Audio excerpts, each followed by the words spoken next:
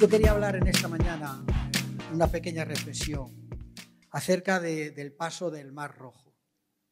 Cuando Dios sacó al pueblo de Egipto para poseer la tierra, hubo dos acontecimientos que marcaron el antes y el después del pueblo de Dios. Aún el salmista David lo recuerda con entusiasmo en el Salmo 66, el 5 y el 6. Salmo 66, 5 y 6. Pero bueno, os lo leo. Dice así: venid y ved las obras de Dios, temible en hechos sobre los hijos de los hombres. Volvió el mar en seco y por el río pasaron a pie. Y dice, allí en él nos alegramos. Me gusta esta expresión, me gusta la expresión del salmista, porque aunque no estuvo allí, se identifica con la alegría que el pueblo expresó. Dice, allí nos alegramos. Qué importante y qué bueno es identificarte con las obras de Dios, con las obras que Dios ha hecho, inclusive con las obras que Dios va a hacer.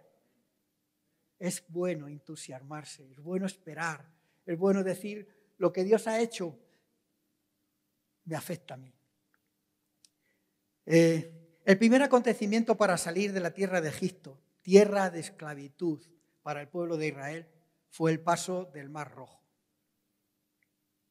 Y el segundo fue el paso del río Jordán para poseer la tierra de provisión que Dios le había prometido a Abraham y a todos sus hijos. El primer acontecimiento para salir de la tierra fue ese, ¿no? Y el segundo fue el paso del río Jordán. Pero vamos a hablar solamente en esta mañana del primero. El paso del Mar Rojo fue un hecho tal, incluso que algunos libros de historia lo reflejan. Reflejan este hecho sobrenatural que Dios hizo. Porque Dios todo lo que hace es sobrenatural.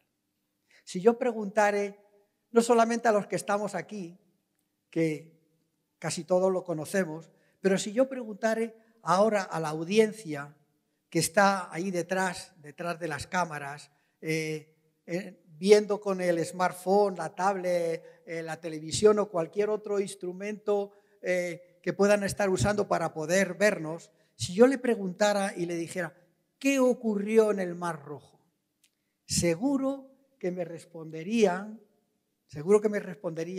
lo que Dios hizo, que fue abrir las aguas o dividir las aguas para que el pueblo de Israel pasase. Pero por eso no voy a hablar acerca de ello, sino voy a hablar del efecto o el resultado de ese abrir las aguas.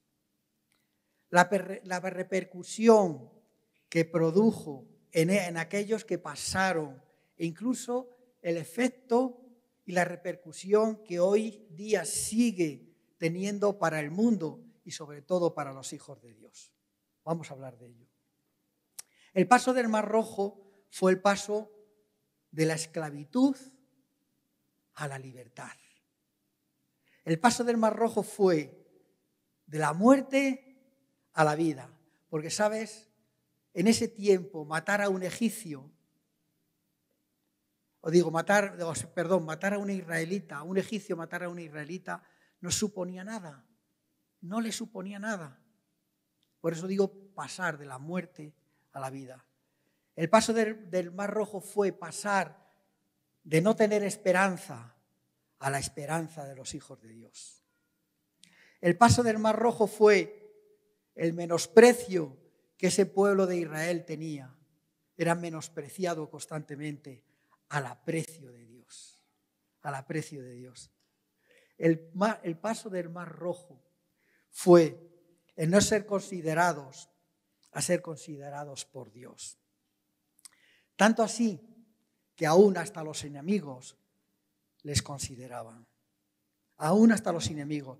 Porque ya no eran, fíjate, el paso del Mar Rojo lo que ocurrió, que pasaron de ser esclavos a ser libres. Y fíjate, eso es lo que les trajo, no solamente que dejaron de ser esclavos, sino que se convirtieron en unos guerreros. Habían experimentado un cambio tal que ya no eran considerados esclavos de los egipcios. Ahora eran unos guerreros con la identidad de pueblo de Dios. El paso del Mar Rojo les trajo una identidad como pueblo. No por ellos mismos, sino porque Dios estaba a su favor.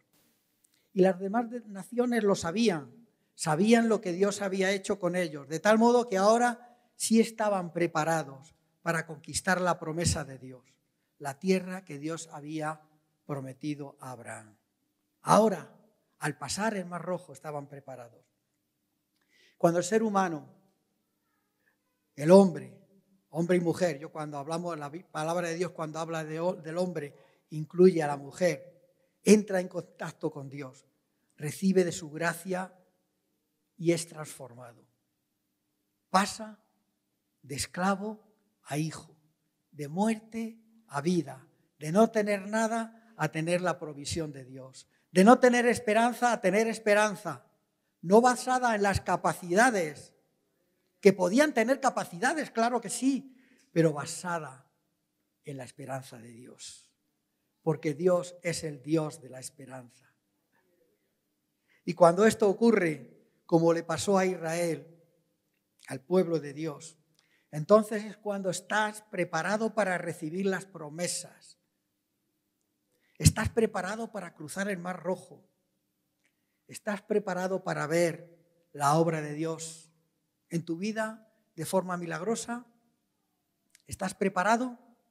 La pregunta que hoy te quiero hacer, o las preguntas que hoy quiero hacer en esta mañana, tanto a los que están aquí presentes en el auditorio como a los que nos están viendo a través de internet, es: ¿has cruzado el Mar Rojo?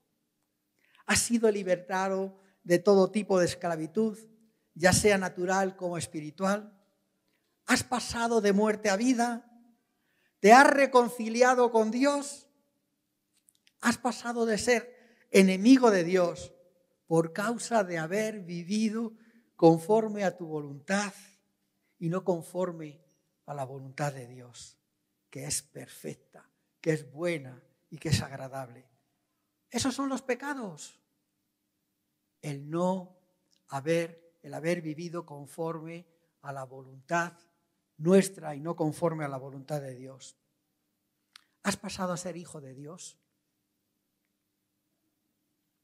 Igual que Dios abrió el camino en el Mar Rojo para que pudieran pasar los israelitas, Dios ha abierto un único camino para que puedas cruzar ese Mar Rojo. Ese Mar Rojo que te separa de Dios. ¿Sabes quién es? Su nombre es Jesucristo. Él es el único camino. A través de Él, de su sacrificio en la cruz, puedes reconciliarte con Dios y recibir el regalo de ser hijo de Dios y por ende los beneficios de ser su hijo. Si aún no lo has hecho, si aún no te has reconciliado con Dios, yo sé que aquí hay, y a través de internet sé que hay aún personas que aún no se han reconciliado con Dios. Y aquí también las hay. Si aún no te has reconciliado con Dios, hoy este es el momento para hacerlo. Hoy puedes hacerlo. Hoy puedes ser hijo de Dios. No tienes que hacer nada. Y te digo el por qué. Porque Jesús lo hizo todo por ti. Él pagó por tus pecados. Él es quien te reconcilia con Dios. Pon atención, pon oído a lo que te quiero decir. Cerca, fíjate, atiéndeme, cerca de ti está la palabra, en tu boca y en tu corazón. Si confiesas con tu boca que Jesucristo es el Señor y por tanto tu Señor, y crees en tu corazón que Dios lo levantó de entre los muertos, te habrás reconciliado con Dios. Porque con el corazón se cree para justicia, pero con la boca se confiesa para salvación.